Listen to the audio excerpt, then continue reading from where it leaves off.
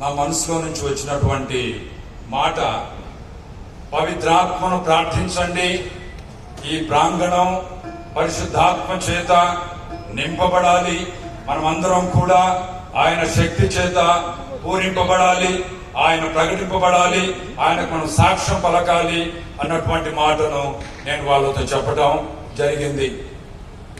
ఆ తరువాత ఇక్కడ ఏర్పాట్లను వేణువుల కొనియాడటము విన్నాం. పటిష్టమైనటువంటి పందిరి, ఏ వర్షం వచ్చినా గాని అతలాకుతలం కాకుండా, భయపడకుండా, నిండుగా నింఫాదిగా చెప్పే మాటల్ని వినేదానికి, భయం లేకుండా కూర్చునేదానికి, రుచికరమైనటువంటి భోజనం, జ్ఞానార్జితం కలిగించేటటువంటి బోధనలు, మన యొక్క ఆలోచనలు పంచుకోగలిగినటువంటి అవకాశాలు, ఈ మహానగరంలో మనం ఉండేదానికి ఎటువంటి ఇబ్బందులు, చిన్న చిన్న అసౌకర్యాలు ఉన్నప్పటికీ కూడా మంచి వస్తువులు కలిగినటువంటి పరిస్థితి. ఎందుకు ఇంత విపులంగా చెప్తున్నాను అని అంటే, దీని వెనుక మానవ మాత్రులము, పరిమితులము, పాపులము అయినటువంటి నాయకులముగా మనందరినీ వెనుక, ముందు, ప్రక్కన ఉండి నడిపించినటువంటి వారు దేవుడే.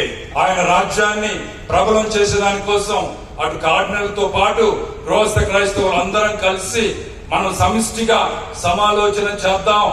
మన యొక్క ప్రత్యేకమైనటువంటి పిలుపుల్ని, అది గురుత్వ పిలుపు కానివ్వండి, మఠవాస పిలుపు కానివ్వండి, గృహస్థ క్రైస్తవ పిలుపు కానివ్వండి, మన అంతస్తుల్లో మనం స్థిరంగా బలంగా ఉంటూ వాటి యొక్క అర్థాన్ని, పరమార్థాన్ని తెలుసుకొని దేవుడు మనల్ని ఎక్కడికి నడిపిస్తున్నాడో అక్కడికి నడిచి వెళ్లి బోధించాలని ఈ మధ్యనే ఒక సిస్టర్ గారు నాకు మెసేజ్ పంపారు.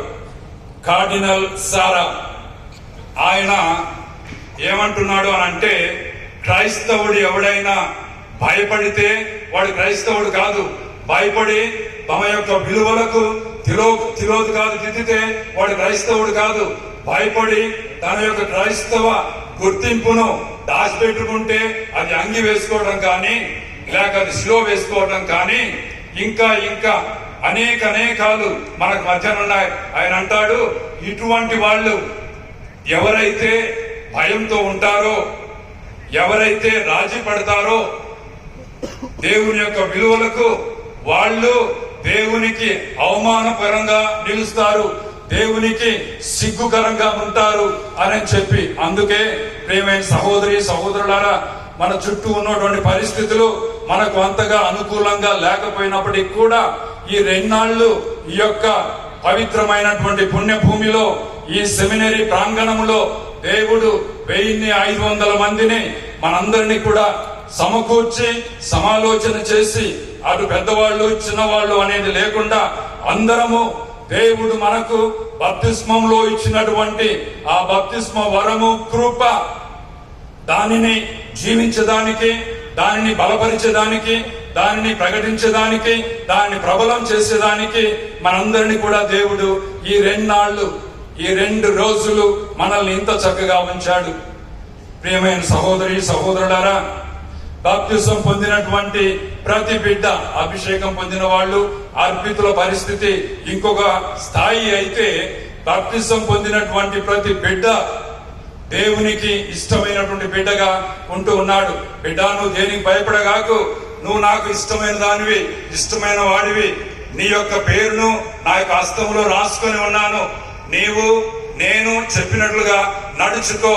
నా వాక్యం కోసం ఈ రోజు నేను భౌతికంగా ఈ విధంగా ఉండి ప్రజల మధ్యకు వెళ్లి ప్రార్థన చేసి వారిని ఆశీర్వదించి నా యొక్క రాజ్యాన్ని విస్తరించడానికి మిమ్మల్ని ఎన్నుకున్నాను.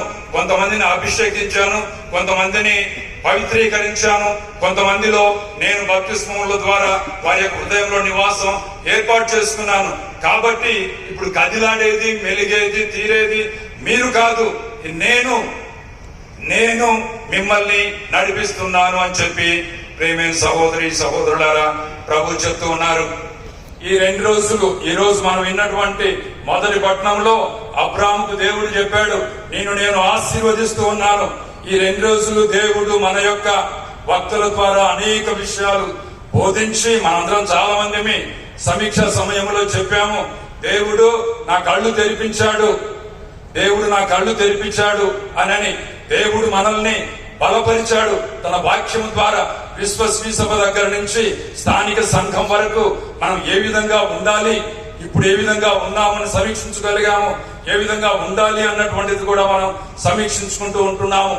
కాబట్టి ఈ విధంగా దేవుడు మనల్ని పంపుతూ ఉన్నాడు. అబ్రహాము జీవించినటువంటి ప్రభు ఏం చెప్తున్నాడు అని అంటే, నీ పేరు మహా గొప్పదగును, నీవు అందరికి ఒక దీవెనగా ఉందువు. ఇదే ప్రియమైన సహోదరి సహోదరులారా, this is the missionary mandate to everyone, from the bishop, the least one, the last one. పీఠాధిపతుల దగ్గర నుంచి గృహస్థ క్రైస్తవుని వరకు కూడా దేవుడు ఈ రోజు మనకు చెప్పేది, నీ పేరు మహా గొప్పదగును, నీవు అందరికీ ఒక దీవెనగా ఉందువు. నీ యందు సకల జాతి జనులు ఆశీర్వదింపబడుదురు.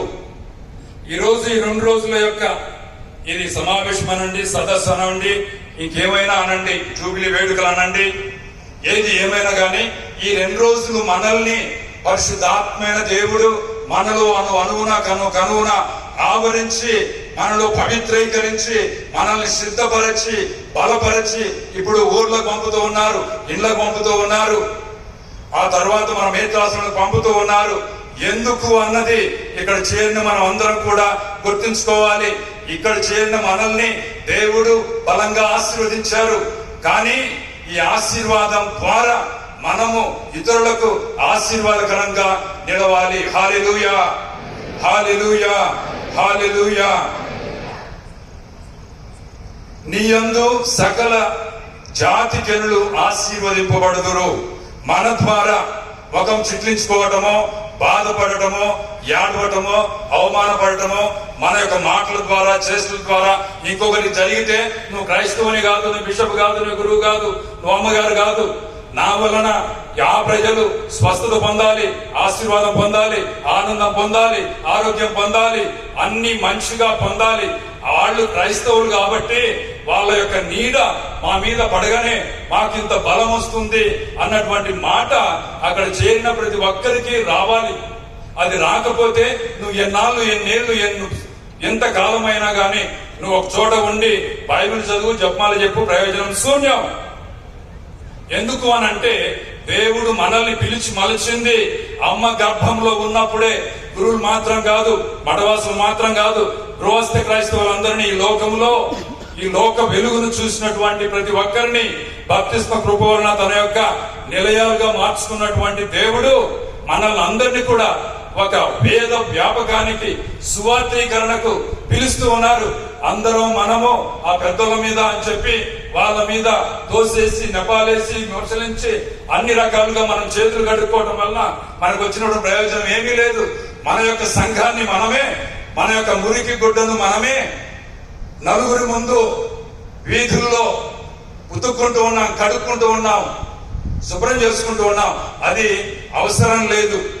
ఎందుకు అనంటే పిలుపు అన్నది ఒక్కొక్క అంతస్తుకు తగిన వాళ్లకు దేవుడు ఇచ్చినటువంటి పిలుపు. అందుకే ఈ రోజు ఈ యొక్క పందిరిలో గాని, ప్రాంగణంలో గాని ఉన్న మన అందరికీ దేవుడు చెప్పేది ఏంటంటే, నువ్వు నా ప్రియతమ బిడ్డవు, నువ్వు ప్రియతమ కుమారునివి, నీ యందు నేను అమితంగా ఆనందిస్తున్నాను. దేవుడు మనల్ని తన యొక్క బిడ్డగా, తన యొక్క కుమారునిగా మన మీద ఆయన ఆనందించే రీతిలో మనము మలుచుకోవాలి.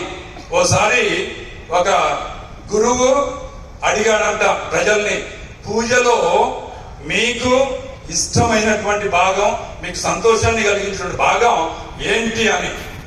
ఒక యువకుడు చెప్పాడంట, పూజ సమాప్తమైనది, సమాధానంతో వెళ్లి క్రీస్తు ప్రేమలో జీవించండి అని. అందరూ చప్పట్లు కొట్టారు. ఎందుకంటే పూజ అయిపోయింది, సంబరాలు చేసుకుందాం, బజారు పోవాలి, ఆవిడ కోపడుతుంది, అక్కడ మాంసం కొనాలా, కూరగాయలు కొనాలా, అది కొనాలా, ఇది కొనాలా, ఎవరైనా బంధువులు వస్తారు కాబట్టి ఇంటికి తొందరగా వెళ్ళిపోవాలా, గబగబా వండుకోవాలా, రావాలా, ఆమె వండాలా, మనందరం తినాలా, ఆరగించాలా అని. అప్పుడు అన్నాడు గురువు, అది వాస్తవం. పూజ సమాప్తమైనది, సమాధానంతో వెళ్ళి క్రీస్తు ప్రేమలో సేవలో జీవించండి అంటే అది వాస్తవం. ఏంటి అని అంటే ఈ రోజు ఇప్పుడు ఈ సమయంలో ముగిసినటువంటి ఈ పూజ నిజంగా మన అనుదినం అంతా కూడా పరుచుకుంటూ ఉంది. మన అనుదినంలో మన రోజులో అది వ్యాప్తి చెందుతూ ఉంది. ఏం జరుగుతుంది పూజలో? మనము పూజ ప్రారంభించేటప్పుడే మన యొక్క పాప ప్రక్షాళన కోసం ప్రార్థన చేస్తున్నాం, పశ్చాత్తాపడుతున్నాం, ఉత్తమ మనస్తాపం చెప్తూ ఉన్నాం. అంటే రోజులో ఒకరి ఎడల ఒకరు పొరపాటున చేసేటటువంటి తప్పిదాలను, నొప్పించేటటువంటి సందర్భాలని మనము రోజులో కూడా నన్ను క్షమించండి అని అడగగలగాలి. నన్ను క్షమించండి, పొరపాటు జరిగింది అని చెప్పగలగాలి. ఆ తర్వాత దేవుని యొక్క వాక్యాన్ని మనం వింటున్నాం. బలంగా ఈ యొక్క సమావేశంలో వచ్చినటువంటి వాక్యం ఏంటంటే, మనము బైబిల్కు అంకితమైనటువంటి కథోలిక సంఘ బిడ్డలుగా ఉండాలి. బైబిల్ ప్రతిరోజు చదివేటువంటి బిడ్డలుగా ఉండాలి. ఆ మధ్య ఖమ్మంలో మా డయాసిస్ లో ఒక విచారణకు నేను పండగకు పోతే ఆ పండగలో ఫాదర్ గారు నన్ను సన్మానించడానికి పిలిచినటువంటి చిన్నారి బిడ్డలు. వాళ్ళు ఏంటంటే ఆది కాండం నుంచి ప్రకటన గ్రంథం వరకు వరుసగా 1, 2, 3 అని చెప్పినటువంటి వాళ్ళు. రెండో వాళ్ళు బైబిల్ను సంపూర్తిగా చదివినటువంటి వాళ్ళు. అంటే ఆ విచారణ గురువు గాని ఆ ఇంటి వాళ్ళు గాని అంత శ్రమ చేసి శ్రద్ధ తీసుకొని బైబిల్ చదివేదానికి అవకాశాన్ని కల్పించారు ఆ చిన్నారి బిడ్డలు. అందుకే నేను చెప్పాను, ఇవన్నీ కూడా వైరల్ కావాలి. కేవలం ఒక కథోలికేతరుల కుటుంబాలకు చెందిన వాళ్ళు గబగబా వాక్యాలను చదివితేనే మనం ఆనందపడతాం. అబ్బా వాళ్ళకి తెలుసు, మనకు తెలియదు అనుకుంటాం. కానీ మన బిడ్డలు కూడా ఈ రోజు బైబిల్కు అద్భుతమై అంకితమై చదువుతూ ఉన్నారు, వాక్యాలను వల్లిస్తూ ఉన్నారు, దాని ప్రకారం జీవిస్తూ ఉన్నారు. కాబట్టి మనము సంతోషపడాలి. ఈ వాక్యానుసారంగా మనం వాక్యం చదివేదానికి, వాక్యం ప్రకారం జీవించడానికి, వాక్యాన్ని ప్రకటించడానికి మనం సిద్ధంగా ఉండాలి. నాకు తెలిసినటువంటి ఒక ఆయన మద్రాసులో నేను సెమినరీలో చదివేటప్పుడు 50 ఏళ్ల క్రితం మాట నేను చెప్తూ ఉన్నాను.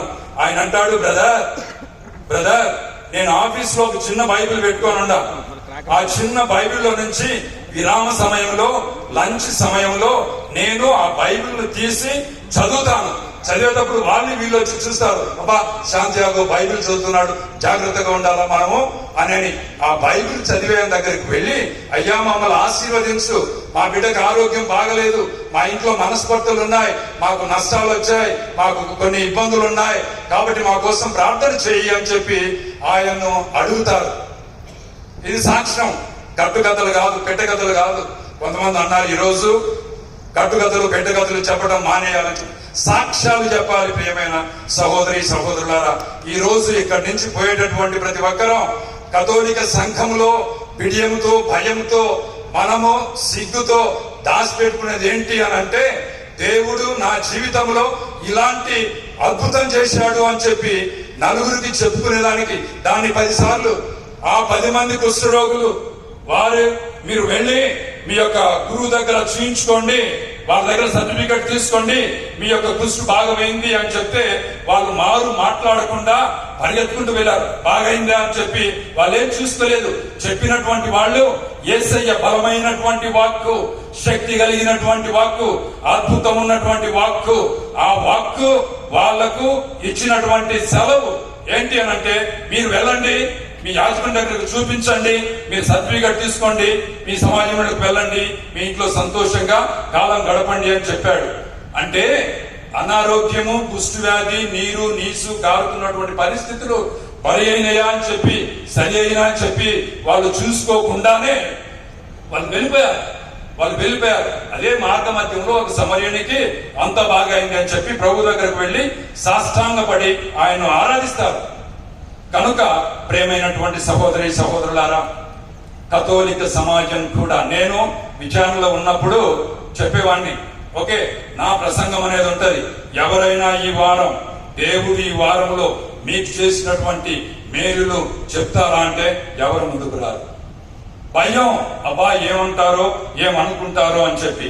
కనుక ప్రియమైన సహోదరి సహోదరులారా, ఈరోజు మనము ఇంతటితో ఆపకూడదు. మన వాళ్ళు చాలా సహృద్భావముతో మీ ప్రశ్నలకు అన్నిటికీ సమాధానాలు రాకపోయినప్పటికీ కూడా, అవి రావు అని తెలిసినప్పటికీ కూడా మీరు అన్నటువంటి మాట ఇది కొనసాగుతూనే ఉంటుంది. ఈ అన్వేషణ అనేది కొనసాగుతూనే ఉంటుంది. కాబట్టి మనము వెతుక్కుంటూ, అన్వేషిస్తూ, పరిశోధిస్తూ, చదువుతూ ముందుకు సాగుదాం అన్నటువంటిది.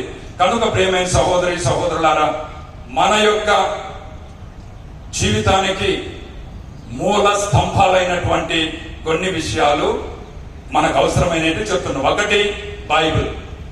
బైబిల్ ఇంట్లో అందరికీ ఒకటే ఉంటుంది. ఆ ఒకటి ఎక్కడుంటుందో కూడా కొన్నిసార్లు కొంతమందికి తెలియదు. మనం ఎన్నో కొనుక్కుంటూ ఉంటాం, మన పిల్లలకు ఏమేమి కావాలంటే అవన్నీ కొనిస్తూ ఉంటాం. కానీ నీ బైబిల్ ఇది. నేను అమెరికాలో ఒక ఇంటికి పోతే ఆ పాప అంటది, చిన్న పాప, 3వ తరగతి పాప, this is my Bible, this is my Bible. కాబట్టి ఒక్కొక్కరికి ఇంటికి పోయిన తర్వాత మీరు అనుకోవచ్చు మనకు డబ్బు లేదు. డబ్బులు లేని వాళ్ళు ఈ రోజుల్లో ఎవరు లేరండి. డబ్బులు ఉన్న వాళ్ళే ఉంటున్నారు. పేదవాళ్ళు, ఆకలికి అలమటించి చచ్చిపోయే వాళ్ళు ఎవరు లేరు. కాకపోతే ఆ యొక్క మంచి మనస్సు ఉంటే అది సాధ్యపడుతుంది. కాబట్టి బైబిల్ అందరం పొందాం, బైబిల్ చదువుదాం, బైబిల్ వాక్యం మీద ధ్యానిద్దాం, బైబిల్ ప్రకారం జీవిద్దాం, బైబిల్ ప్రకటిద్దాం. ఇది మనం చేయాల్సినటువంటిది. రెండవది, దివ్యబలి పూజలో మన ఒక రోజు నేను మా విచారణకు పండగ పూజకు వెళ్తే విచారణ గురువు ప్రతిరోజు దాదాపు 4 మైళ్ళ నుంచి 4 కిలోమీటర్ల నుంచి పూజకు వచ్చే వాళ్ళను ఆయన నాకు సన్మానించడానికి అవకాశం ఇచ్చాడు. అదే ఈ విధంగా మనము ప్రతిరోజు లేవంగానే మనం చేయాల్సింది. సాల్మన్ సార్ విజయవాడ అయింది, కడపలో ఆర్టీసీ రీజనల్ డైరెక్టర్ గా పనిచేశాడు. ఆయన ఒక్క పూట ఆయన కొడుకు ఆయన గురువు డెడబ్లిస్, ఆయన ఎప్పుడైనా కానీ నేను ఆరోగ్యమాత కడపలో ఉన్నప్పుడు నా గాడికి వచ్చేవాడు. స్వామి పూజ చేయండి, మీకు వీలుగా చిన్న స్వామి చేయించండి, లేకపోతే ప్రైవేట్ గా చేయించండి, లేకపోతే కడప నుంచి తిరుపతి వరకు ఎక్కడైనా గుళ్ళు ఉంటే అక్కడ పూజ సమయం ఉంటే నాకు తెలియజేయండి, నేను అక్కడ వెళ్లి పూజ చూస్తాను అని అంటాడు. నాకు కొన్నిసార్లు నిజంగా అనిపించేది, నేను ఆయన దగ్గరికి వెళ్లి పాపం చేసినా కానీ బాగుంటదేమో, ఇంత పవిత్రమైనటువంటి మనసు కలిగినటువంటి వాడు ఉన్నారు అని చెప్పి. కనుక ప్రియమైన సహోదరి సహోదరులారా, మనం పూజలో దేవుని యొక్క వాక్యాన్ని, దేవుడు మనతో మాట్లాడుతున్నాడు. వేరు ఎవరో కాదు. ఈ వాక్యం కూడా ఇది నాది కాదు, పరిమితుని పాపిని అయినటువంటి నా నోట్లో పరిశుద్ధాత్మ తన శుద్ధీకరణతో నాలో ఆ వాక్యం నుంచి, నా గుండెలో ఆ వాక్యం నుంచి ఇక్కడ చేరినటువంటి 1500 మంది ప్రజలకు ఏ వాక్యం అవసరము, ఏ సందేశం అవసరము, తిరిగి వెళ్ళేటప్పుడు వాళ్ళకి ఎలాగా ఇది నెమరు వేసుకునే దానికి ఉండాలి, వాళ్ళను బలపరచాలి అని చెప్పి దేవుడిచ్చినటువంటి వాక్యమే. నేను బలహీనునే, నాకు తెలుసు.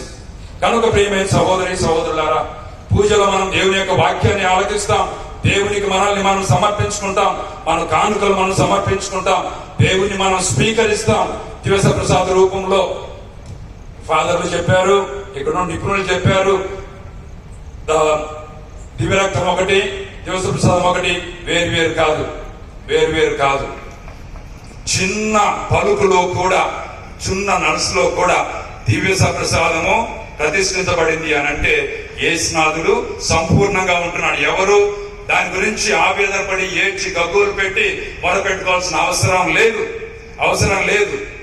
కాబట్టి కొన్ని విషయాలు మనం సరి అయిన రీతిలో గ్రహించగలగాలి. ప్రియమైన సహోదరి సహోదరులారా, ఈ రోజు మనము 2వ జాన్ పాల్ బాబు గారి యొక్క పండుగను కొనియాడుతూ ఉన్నాం. ఆయన అన్నటువంటిది, జపమాల ప్రార్థించేటటువంటి కుటుంబాలు ఆనందంగా, సంతోషంగా, సౌభాగ్యంగా, ఆహ్లాదంగా, ఐశ్వర్యంతో ఉంటాయి అని చెప్పి జపమాల జపించి. అందుకే నేను ఎప్పుడు చెప్తాను, ఎవరు కూడా ఏ అర్ధరాత్రి అయినా ఏ పనులున్నా కానీ మీతో ఉండాల్సింది, మీ దగ్గర ఉండాల్సింది, మీరు క్రమం తప్పకుండా ప్రార్థన చేయాల్సింది జపమాల ధ్యానం. మీ ధ్యాస, మీ శ్వాస జపంగా ఉండాలి అని మనం ఇక్కడ అక్కడి నుంచి వచ్చినటువంటి వాక్యం. మీరు ఎన్నెన్నా చెప్పండి, మనకు కావాల్సింది జపం ఉంటే సర్వస్వం మనకు సమకూరుతాయని చెప్పి. కనుక ప్రియమైన సహోదరి సహోదరులారా, దేవుని యొక్క వాక్యాన్ని మనము ప్రకటించాలి. చివరి వాక్యం నేను చెప్పేది ఏంటంటే, ప్రకటించడము అని అంటే కేవలం బైబిల్ తీసుకొని వీధుల్లోకి వెళ్లి వీధి మలుపుల్లో ఎత్తైనటువంటి స్థలంలో నిలబడి దేవుని యొక్క వాక్యాన్ని బోధించేది ఒకటైతే, పునీత అసిసిపురి ఫ్రాన్సిస్ వారు ఏమంటారంటే, ప్రసంగించు ప్రసంగించు ప్రసంగించు, అవసరమైతే మాటలు వాడు. అంటే మన జీవిత విధానం ద్వారా మనం ప్రసంగించాలి అని. కనుక ప్రియమైన సహోదరి సహోదరులారా, ఈ కొద్దిపాటి సమయంలో మనందరం కూడా సిద్ధపాటులో ఉన్నప్పుడు, మన ఊర్లకు ఇళ్లకు వెళ్ళేటప్పుడు ఈ కొన్ని విషయాలు గుర్తు చేసుకుందాం. నన్ను దేవుడు తన యొక్క బిడ్డగా జ్ఞాన స్నానంలో చేసుకున్నాడు. ఆయన యొక్క నా హృదయం దేవుని యొక్క ఆలయం. ఆయన అంటున్నాడు, ఈ రోజు నాకు ఇష్టమైనటువంటి బిడ్డ, నాకు ఇష్టమైనటువంటి ప్రియ కుమారుడా, నీ యొక్క పేరును నా యొక్క హస్తంలో రాసుకున్నాను. తల్లి తన బిడ్డలని మర్చిపోతుంది, కానీ నీకు బాధ రావచ్చు, ఇబ్బంది రావచ్చు, ఇక్కడ రావచ్చు, వ్యాధి రావచ్చు, ఇబ్బందులు ఉండొచ్చు, ఏమొచ్చినా గాని నేను మీకు తోడుగా ఉన్నాను. మా తల్లి మరియమ్మ గారికి రాలేదా? నాకు రాలేదా కష్టాలు? అందరికీ వచ్చాయి. సాక్షాత్తు యేసునాథుడికే అన్ని కష్టాలు వస్తే మానవ మాత్రులు, అందుకనే ఎండు కర్రకే ఈ యొక్క పాడు పడితే ఒక పచ్చి కర్రకు ఏంటి అని చెప్పి, పచ్చి కర్రకే ఈ యొక్క పాడు అయితే ఎండుకర పరిస్థితి ఏంటి అని చెప్పి. కనుక కష్టాలు వస్తాయి, బాధలు వస్తాయి, ఇబ్బందులు వస్తాయి, ఇక్కట్లు వస్తాయి. వాటన్నిటిలో కూడా దేవుడు మనల్ని బలపరుస్తూ ఉన్నాడు. ఇప్పుడు మనకు కావాల్సింది బలంగా, దృఢంగా విశ్వాసానికి సాక్ష్యం పలికేటటువంటి ప్రతి క్రైస్తవ బిడ్డ కావాలి. ఈ రోజు మన యొక్క జూబిలీ వేడుకల ముగింపు సందర్భంగా ప్రతి ఒక్కరము ఒక సైనికుల మాదిరిగా, నీకు దేవుడు నీ భద్రమైన అభ్యంగం సమయంలో పరిశుద్ధాత్మనిచ్చాడు, సైనికులుగా ఉండమని నిన్ను పవిత్రమైనటువంటి ఆయిల్తో, తైలంతో అభ్యంగనం చేశాడు. మర్చిపోకూడదు. నా గురుత్వంలో దేవుడు నాకు ఇచ్చినటువంటి కృప, నువ్వు అమ్మగారు అయ్యేటప్పుడు దేవుడికి నువ్వు ఇచ్చినటువంటి మాట పట్టు. మీరు కష్టములోను, సుఖములోను, వ్యాధిలోను, సౌఖ్యములోను ప్రామాణికంగా ఉంటునని పరస్పరం మీ యొక్క వివాహ సందర్భంలో ఇచ్చినటువంటి మాట, పిల్లల్ని మంచి మార్గంలో చెప్పినటువంటి మాట, అవన్నీ కూడా మనం గుర్తు చేసుకొని మన యొక్క జీవితాల్ని దేవునికి సమర్పించుకొని సాక్ష్యం పలికి బిడ్డలుగా ఉందాం. పితా, పుత్ర, పవిత్రాత్మ నామమున.